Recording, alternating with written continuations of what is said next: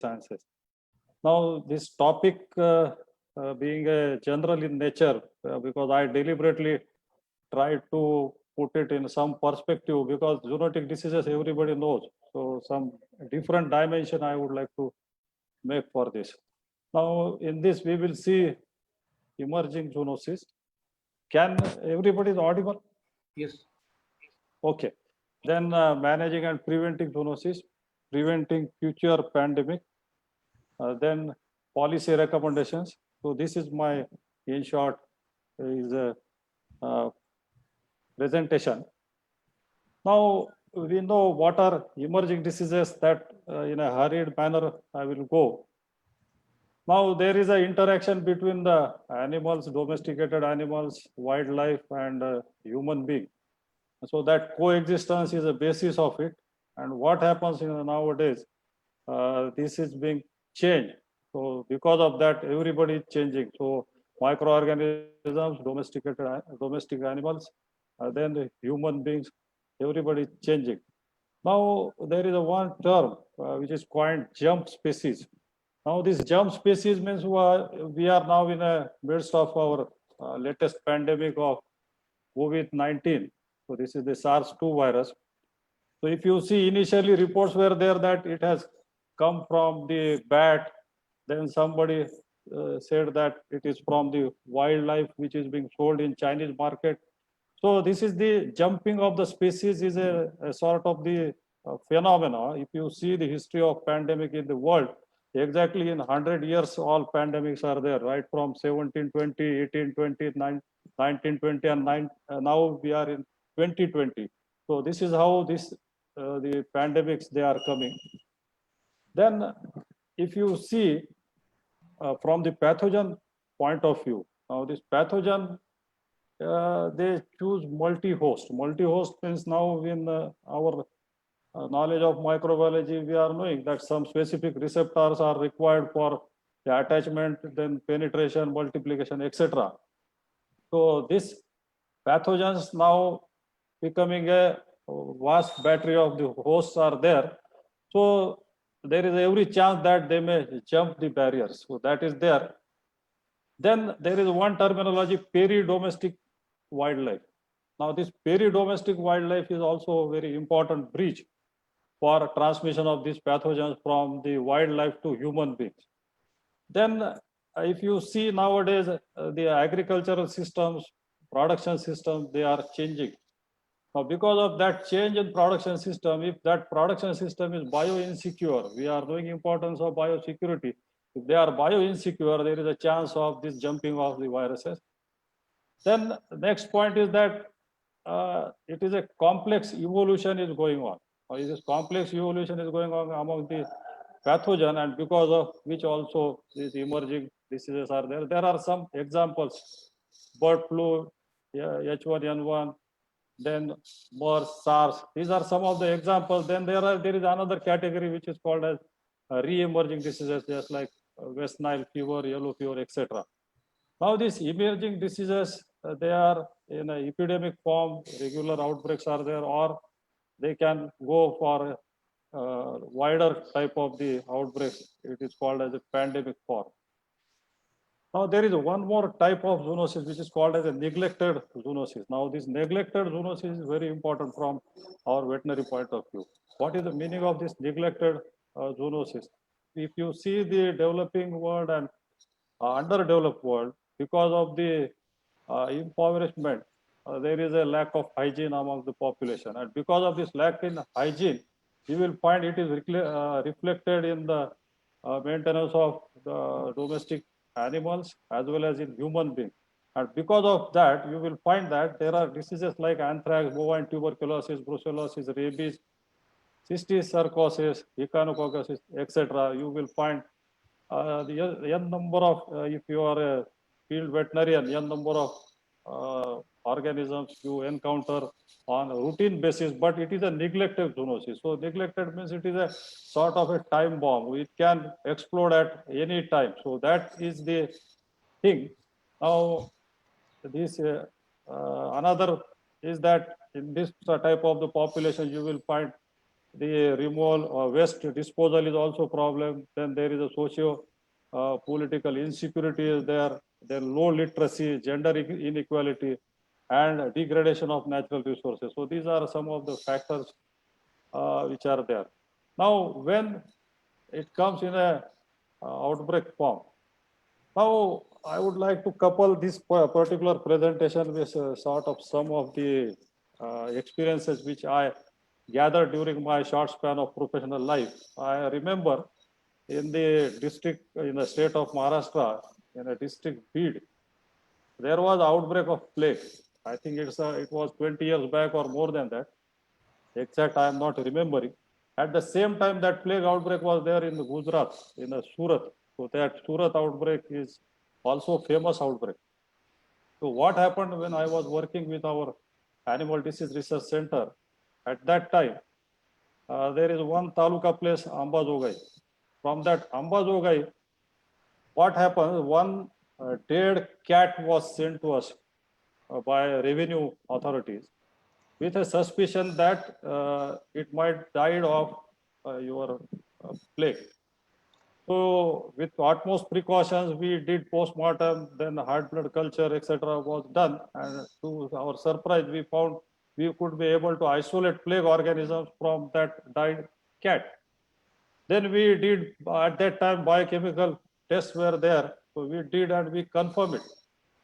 But after confirmation, when we scanned literature at that time, so this is a jumping of the species. The jumping of species was very rare and very few references were there in which the cat was involved. So we tried to convey it to our authorities, and when our authorities tried to contact health authorities, what happened? The director of health at that time, he told us that now this is a panic situation. If you are finding for research purpose, it's all right. But if you are going to say it in a public, it will cause havoc. So that our work, little work was being subdued. So this is how our attitude is there. So that is my point. Then such type of the jumping may result into human disease outbreaks. Now, this with examples I have given you. Initially, what happens in this our COVID-19 or SARS-2 pandemic also, you will find that there is a animal to animal transmission was there, and it jumped to people, and from now it is people to people. So again, when this pandemic started, you might have noticed many queries were there. We got one incident in which one owner of the poultry farm, he drowned his stock in a canal water, irrigation canal water. And in the bigger cities, the pet animals, the dogs and cats, people abandoned those dogs and cats, particularly in metro cities it happened. So this type of the scares is there. So this is how this type of the zoonotic diseases, they transmit to the human being. Now, if you see what are the contributing factor for such type of the explosion, the number one contributing factor is human population. If you see the human population in suppose 120 years back, you will find it was 1.6 billion. Now it's 7.8 billion. So this is how it is grown. You will, if you see the population of domesticated animals, you will find that also increased. But there is one important component, that is the peri-domestic animals. So that increased 3 times. And these peri-domestic animals like rats, you will find that nowadays in the cities or urban areas, such type of the rodents, they are causing nuisance. For a city like Mumbai, you always, the people from Mumbai, they know incidence of leptospirosis or any other type of the instances there. Now, this is the increase in population of all these human beings, domestic animals, peri-domestic animals. So what it means? It means that there is a platform or a space for pathogens to grow amongst this type of the environment. Because if you go for a one host from the pathogen side, if you think, there there is a chance that because of the close proximity of all these domains, there is another dimension that is because of all these components, it is squeezing wildlife. Now this reduction in wildlife also increasing contacts with the wildlife. Number of times we hear that the wildlife is nowadays, there is a flood situation going on in Assam. Today only I read that the rhinos, they entered into the houses of people. So such type of the things are there whereby the contact of wildlife is also increasing. Now, this natural environment is also being changed. Now, in some countries, you will find that there is a declining in the human population, particularly in your European countries where fertility rates are very low. You will find that, in other words, they will say that the population of the aged people is much more. And one of the reasons high incidence of mortality in Europe in current pandemic is that. So such type of the things are happening. So that is there. Then next point is that increase in encroachment and concurrent massive decrease in natural environment. Now these changes, they are changing the ecosystem, animal and human life alike. Now all these factors, they contribute to emergence of the zoonosis. Now if you see again in a slide form, I am showing it, the emerging zoonotic disease, the latest one, 1316 Ebola outbreak is there. There you will find around 11,000 deaths were there. Zika virus, 1516, you will find the pregnant, they died, babies died. So these are the examples of the emerging zoonotic disease. Then epidemic, there is a 1516. If you see on that diagram, you will find that here there is the El Nino induced. El Nino, you can pronounce it El Nino. What is this El Nino? This factor is responsible for the weather changes. Now, because of this factor, it affects significantly Indian monsoon. Now, when it affects Indian monsoon, whenever monsoon is affected, you will find all the life is dependent upon monsoon in our country. Now, because of the monsoon, if increase in monsoon is there, you will find there is an increase in the insect population will be there, increase in the humidity will be there, decrease in the monsoon means a rise in temperature will be there. So this type of the changes are there. Now, these type of the changes, they cause outbreaks. So example is given in Siberia anthrax outbreak in 16, that example is given in the epidemic form. Now this epidemic form in our area, you will find regularly. There are some pockets in which anthrax outbreaks are very common. Now why it is so? Because you will find that because of the change in the environment, it is happening. Then there are neglected, we already discussed, among those neglected diseases, there is a pig tapeworm is also very important disease. I will not go much more in there. Now, if you see the global picture, whatever factors we have seen, social factor, economic factor, then factors of the population of the livestock, domestic animals, wildlife animals, vector population, etc. Then environmental changes. If all these factors come together, and if you see the global map, you will find that the hot spot now in the right corner, right side, you will find there is a color, high is yellow. Now, it is being said when Rakesh Sharma was in the moon mission, Indira Gandhi asked him how India is looking. Sare jahan se acha Hindustan hamara. So you see from our computer, you will find that this is a bird's eye view. You will find that Sare jahan se acha Hindustan hamara means in what sense? It is a estimated risk of emergence of zoonosis. Now we are among the hot spot. Now, if you look towards the east, you will find there is a eastern side, it's a China. So there is, if you see this, it is a China. Now southeast side of the China, then the southeast area, if you see this, Southeast Asia, you can say, so that is there. Then if you come to your, this one, Africa. Sir, now this is the West Africa. And East Africa. Now, if you look toward the USA, there you will find very less spots are there.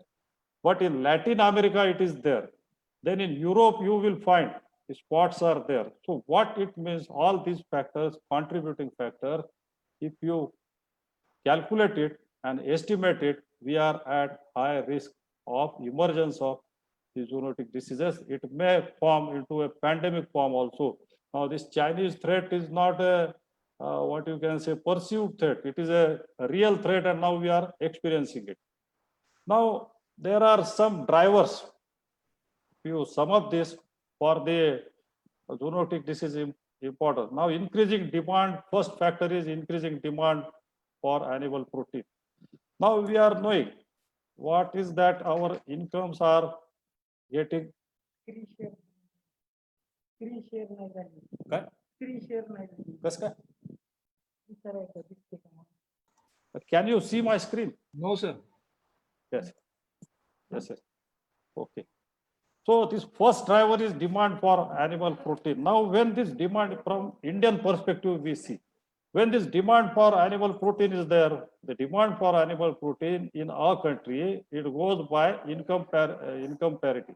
Now, if the higher level of middle class is increasing, the middle class is increasing in our country, which results into the increase in demand. At the same time, high urbanization rate. What is happening if you see the people who are working in a city like Mumbai, they are always busy. So what they will do, they will try to have a ready to eat type of the food. So there is a high demand for animal protein. And when this high demand of animal protein is there, there are chances of transmission of pathogens is much more. Second, the driver, unsustainable agriculture intensification. Now this agricultural intensification, now we can see the integrated type of the practices are going on. You will find contract farming is there. You can have it, that same model we are replicating in our poultry industry.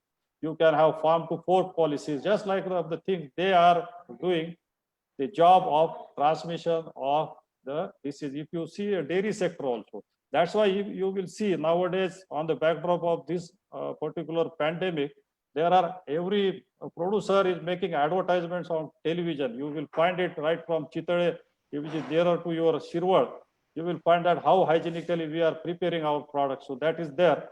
Then second is the increased use and exploitation of wildlife. Now this particular point is true not from our country point of view, but in a country like China, where the food habits are different. There, that is the use and exploitation of wildlife. The example, current pandemic example of that particular thing, you will find other examples also. Now, unsustainable utilization of natural resources. Now, this every day we are facing. Now, in my state, Maharashtra, if you see, that is the industrial belt. Western Maharashtra is a industrial belt. Now, you will find that because of that also, the density of population is increasing. The density of the, if you go toward the farm sector, you will find that there also the density of the farm sector is also increasing, but they are changing their production systems, but they are yet to overcome the threat of this pathogen to transfer it into the zoonotic form. Then travel and transportation. You will find that this is very nowadays, the travel transportation, I do not have figures about this industry, but travel and transportation, you can imagine the transportation and travel, because of there is a one concept was there earlier to this pandemic, that is the global village. Now, what is this global village? Global village is nothing but everybody is nearer to everybody. So if that is there, that means distance is reduced, time is reduced. Then what else is required for this particular type of the pathogens to transmit? Now that is there. Yes, please. Sir, your screen sharing is not. We are not in position to share your screen. Screen sharing part.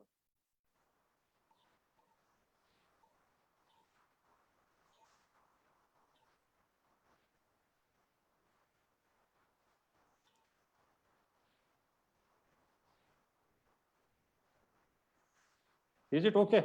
Is it okay? Go for slideshow. Right. Now,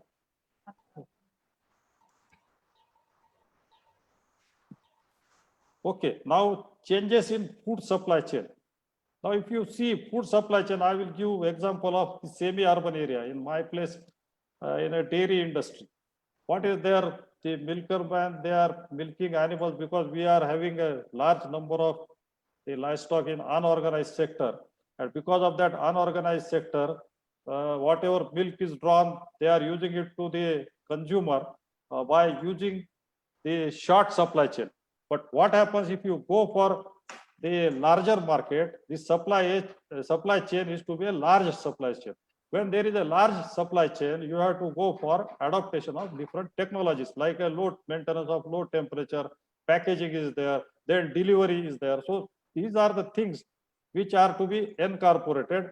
Because of the changes, sometimes there is a chance of the transmission of the pathogen.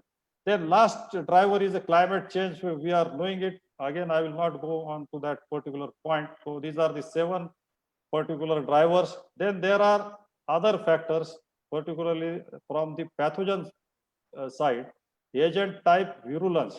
Now this virulence is very important.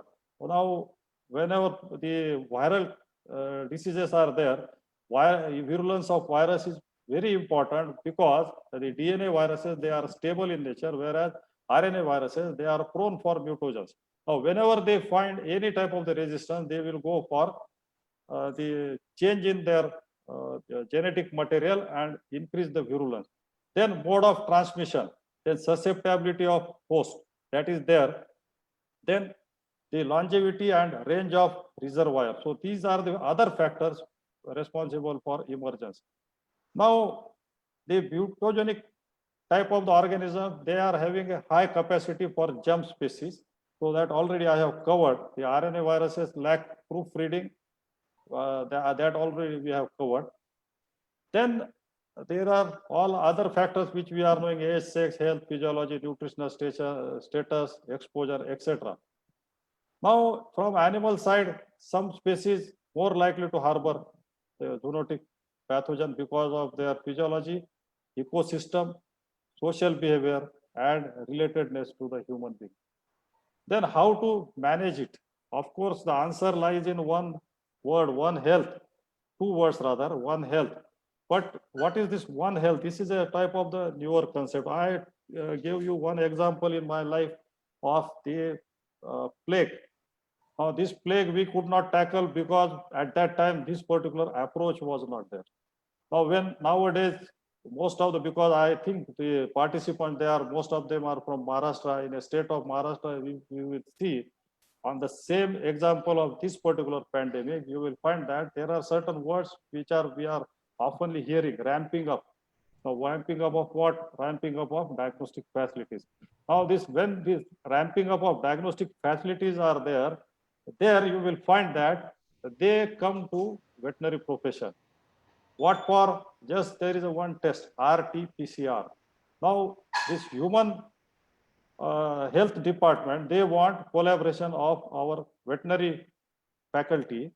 For, I think in Shirwal also you are going to develop one center. Our university is having one at Nagpur. So that type of the approach, integrated approach, is there. In Nagpur, we are having one zoonotic center also for the audience which is not there from Maharashtra. So we are having one zoonotic disease center also. There also a lot of work on zoonotic diseases is going on. So this type of the approach should be there, but still there are some barriers. At district level, by law, government has formed committees for the zoonotic disease committees are there. In our district, when we had been to that meeting, we found that the views and values, or whatever our opinions are there, the human medical department, still they do not have that type of the mindset which we have to change. That is called as a collaborative approach. So that is there. So this is the one thing which is how we can deal with this. Then there is another terminology, eco-health. Now this eco-health is nothing but social and ecological interactions is there. So I will not go in elaborating this. Then third concept is the planetary health. Now this planetary health is nothing but it is related to global sustainability. So that is there, particularly in a poor countries. So we have to take care of those poor countries or developing countries. So that is the meaning. So this is how with the picture you are aware with this type of the picture. So that is there. Then one example, what we learned from past zoonotic disease outbreak. The zoonotic disease outbreak was in 2000, I think 4 or 5 was there, that is of the bird flu. Now when this bird flu started, I still remember we are now discussing it from the management point of view. Now when this bird flu was first started in Nawapur district, Dhulia, in Maharashtra, northern Maharashtra part, so that thing was under carpet for so many days. But finally, government recognized that it's a bird flu, and then that bird flu diagnosis was made, and we went as per the OIE guidelines. Now, from experience, what we learned, we have learned in the books, whenever there is a such type of the zoonotic disease outbreak is there, which is having a potential for the pandemic or on a larger geographical area. So we have to cut all the communication. So there you will find that collaboration. If my friend Dr. Rautmar is there, he was on the helm of the affair at that particular time. At that particular time, there is a role of these central agencies and state agencies. Now, among the state agencies, there is a collaboration between the police department, revenue department, veterinary department, and health department. Environment department, railway is there, then your road transportation is there. So many departments were there, finance department, everybody was involved in addition to international agencies. So that we learned, and nowadays, if we see what we did at that time, the diagnosis of disease was a problem. There was one laboratory at that time at Bhopal, which everybody knows. But now what happened, we ramp up that facility, and now with the experience and collaboration, I still remember at that time, it was a duty given to our veterinary colleges to go into the field veterinarian and make an awareness. At that time, the first question field veterinarian was used to ask, what is regarding my protection? The same thing is happening in this particular pandemic also. How we are not providing us PPE. If you see, even in case of brucellosis also, same questions are being asked by the field staff.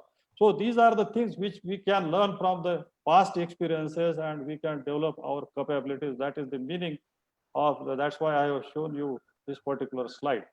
Now, if you see the stages, how the zoonotic diseases are controlled, if you see there are some bell-shaped curves are there. The first is exposure in animals. If you see now, right from zero, it is starting reaching peak and going declining. Now, when it is exposure is there, at second stage is clinical sign. It goes into the clinical sign after some time. If you go towards the x-axis, you will find more or less than half of the time it is there. Now, then because of the clinical sign, once clinical signs are set in, there is a exposure in human being. Now, in exposure in human being, clinical signs are followed. And now, when clinical signs are followed, after some time, that means when clinical signs are going on declining, the medical care is sought. And what is the net effect of all these cycles intermingling with each other? You will find there is a cost of control is going up. If you see the cost of control, at initial phase, if you control it within the animal, you will find that this cost of control is less when exposure is there. Now, when exposure is there, how to detect this exposure? You should have certain diagnostic tests which you have to do regularly at your farm. Example I will give you. Your brucellosis. Well, it is being said in the management practices, every year this testing should be there. Why this testing should be there? Just to avoid clinical signs. When you know that the population is there, that will reduce your cost. If you go in a second cycle, that is clinical signs are there again, it will slightly increase. Why? Because you will require treatment of animals. Sometimes if that disease can be controlled by vaccination, you will find that You will find that the cost is increasing. Now in human beings, further escalation is there. Now, when it goes into the clinical sign in human beings, it is going at a peak. So in other words, if you control disease in a first step, there is a chance of less control or the less cost of control of outbreak, thereby saving mortality also. Then next is the clinical relevance, how it is related to ecology. Now, if you see, there are three colors are there. The center one,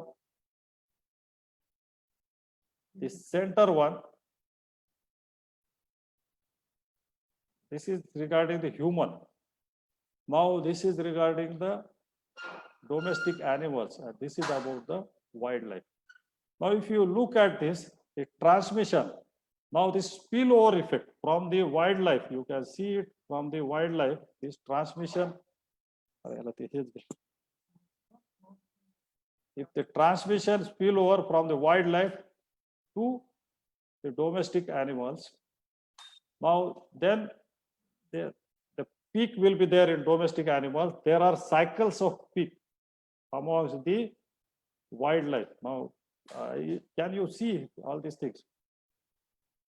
Now, there is again role of vector also is there for transmission to the domestic animals, and then you will find that in humans it is being transmitted, and there the core effect is there in human beings. But if you see, it is being always dominated by animals. Even though it is declining, you can see that it is always dominated by domestic and wild animals. Sometimes you will find there is overlapping of the wildlife, domestic animals, and human beings.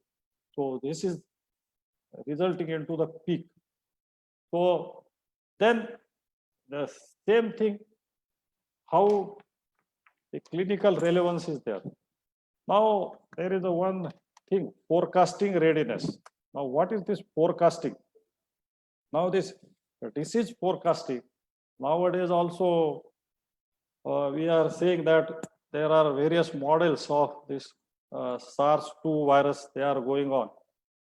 Different scientists, they do. Now what is the forecasting actually? For people who don't know the basic things, I will tell. The forecasting is nothing but all these factors, whatever factors are there for incidence of disease, like the environment factor. In the environment also, there are factors like a micro environment. If you take a state of Maharashtra, you will find that the environment is not similar. In the state of Maharashtra, there are around 17 to 20 micro environments are there. Now, when this type of the micro environments are there, you have to take these factors into consideration. Then you should have a old data.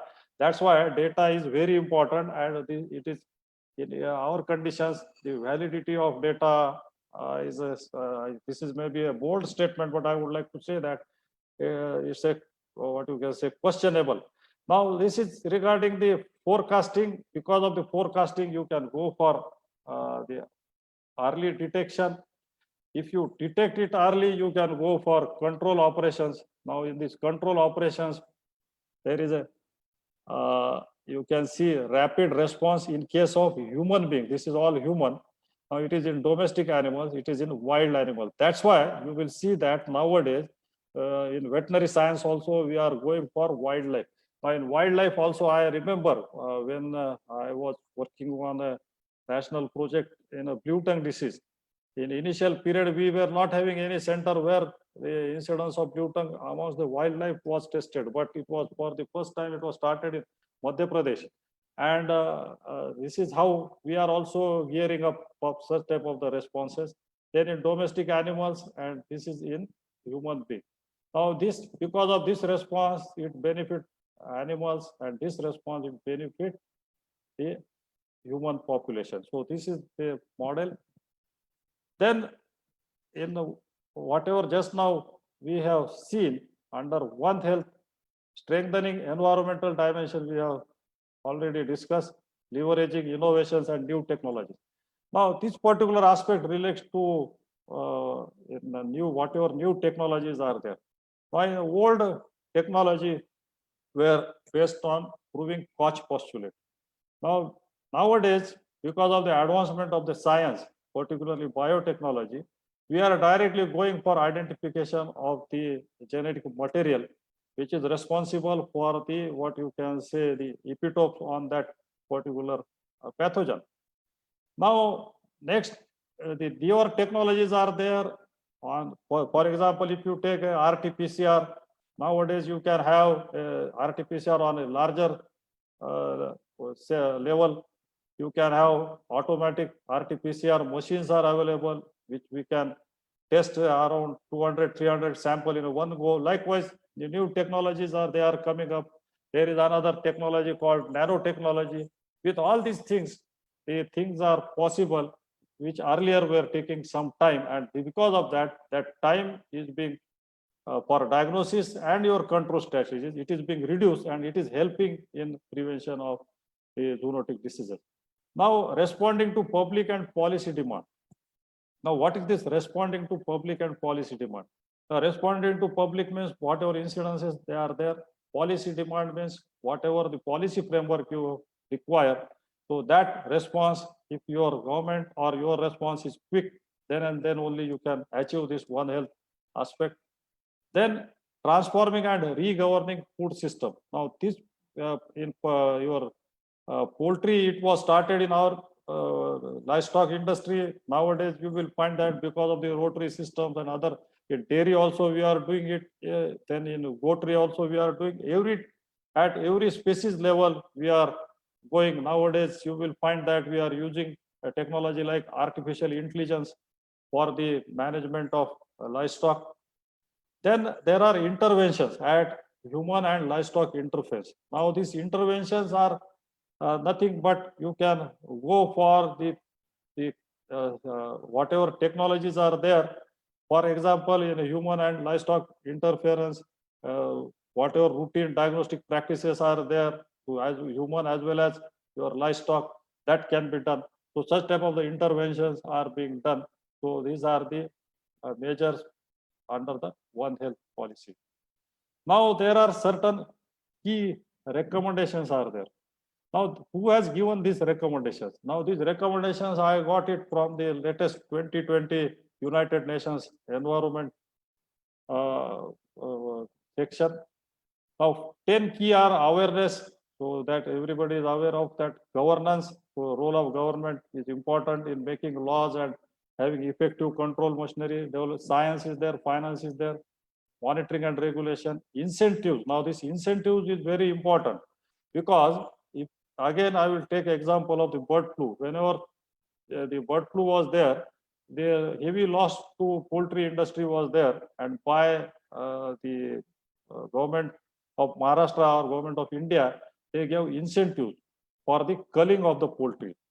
Then biosecurity and control, agriculture and wildlife habitat, so that we are knowing we are having in agriculture also nowadays, they are also having the greenhouses or control type of the environment. You will find multi-level farming is also there. Then in wildlife habitat, you will find various type of the sanctuaries, wildlife parks we are having for the maintenance of wildlife habitat. Then rescue centers are there. Then capacity building.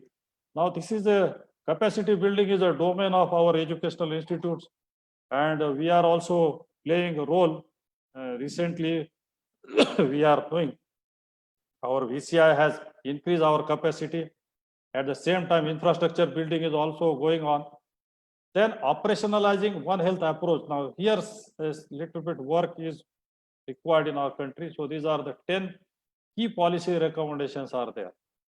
Now with this, I will stop here, and this is the reference United Nations Environment Program Frontier Report, from which I took this. And thank you very